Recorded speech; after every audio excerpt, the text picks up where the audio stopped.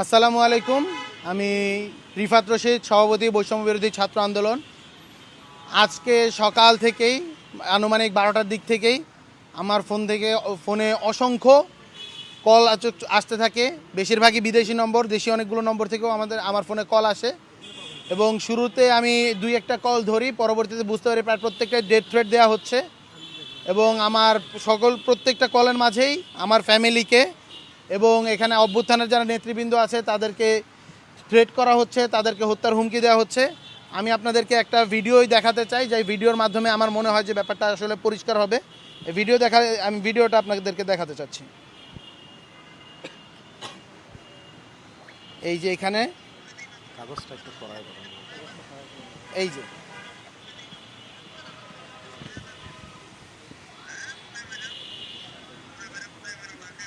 এই যে আপনারা শুনতে পেয়েছেন যে আমি যখনই জিজ্ঞেস করে, মানে তিনি আমাকে বলছিলেন যে ফ্যামিলি সহ পুড়িয়ে মারবে, তখনই আমি আসলে আরেকটা ফোন নিয়ে ভিডিওটা অন করি এবং তখন আমি আবার জিজ্ঞেস করি যে আপনি কি আমার ফ্যামিলিকে পুড়িয়ে মারবেন? বলতে অবশ্যই পুড়িয়ে মারবো, অকথ্য ভাষায় গালিগালাজ করে এবং এটাও বলে যে আমার ফ্যামিলিকে পুড়িয়ে মারবে, অভ্যুত্থানের নেতাদেরকে পুড়িয়ে মারবে, অবিলম্বে শেখ হাসিনা আসবে এবং শেখ হাসিনা আসার পরে তারা নাকি হলো গিয়ে আমাদের যে পোড়া লাশ, সেই পোড়া লাশ নিয়ে আনন্দ মিছিল করবে বলে একাধিক নম্বর থেকে এই কল দেয়। আমি সন্দেহ প্রকাশ করছি এবং আমরা মনে করি যে ছাত্রলীগ এখনও আসলে বাংলাদেশে সরব রয়েছে। আপনারা দেখতে পেয়েছেন গতকাল পরশুদিন এবং বিভিন্ন সময়ে আমরা দেখতে পাচ্ছি যে হলো গিয়া ছাত্রলীগ আস্তে আস্তে সরব হওয়ার চেষ্টা করছে।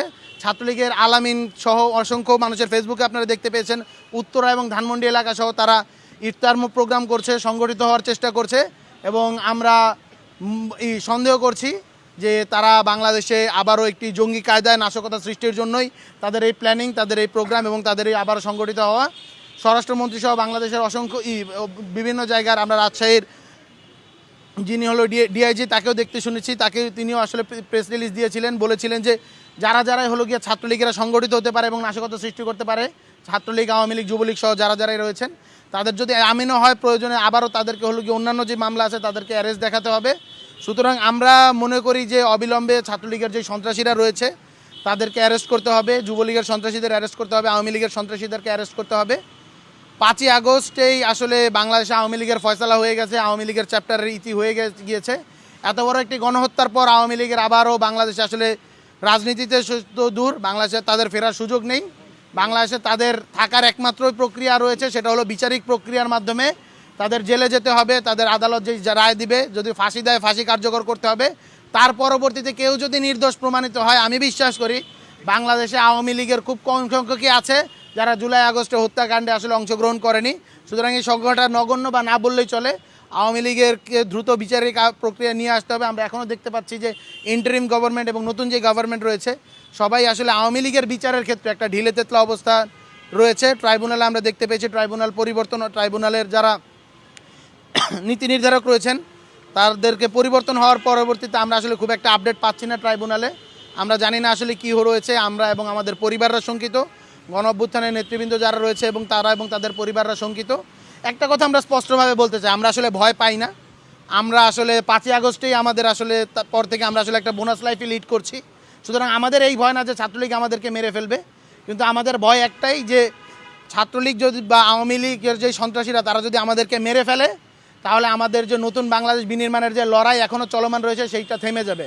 আপনারা দেখতে পেয়েছেন আমাদেরই বড় ভাই শরীফ ওসমান বিন হাদিকে এভাবেই ডেথ থ্রেট দেওয়া হচ্ছিল, ফোন কলগুলোতে দেওয়া হচ্ছিল, পরবর্তীতে খুব একটা উনি গুরুত্ব দেননি, আলটিমেটলি কিন্তু তাকে হত্যা করা হয়েছে।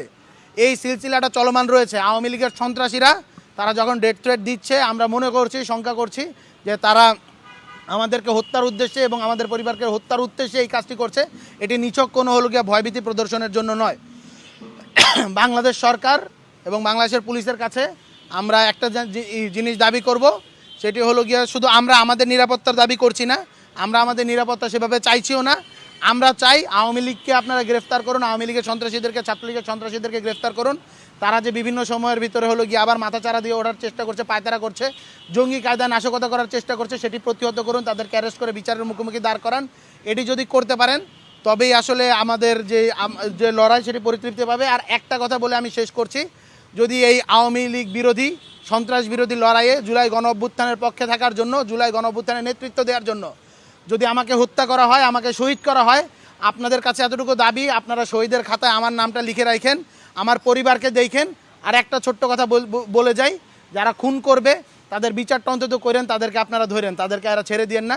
শরীফ ওসমান বিন হাদির আমরা দেখতে পেয়েছি, ফয়সালকে এতদিন পরে ধরা হয়েছে, তাকে আনা হবে কি হবে না সেটা নিয়ে বক্তব্য নাই। আইএসপিআর বক্তব্য দিচ্ছে, স্বরাষ্ট্র মন্ত্রণালয় বা পররাষ্ট্র রাষ্ট্র মন্ত্রণালয় থেকে বক্তব্য নাই। এইরকম যাতে আমরা বা আমি বা আমাদের মতো যারা রয়েছে তাদের যদি হত্যা করা হয়, এই চাল বাহানাটুকু যাতে না করা হয়, এই বলে আমি আমার বক্তব্য শেষ করছি। ইনকিলাব জিন্দাবাদ।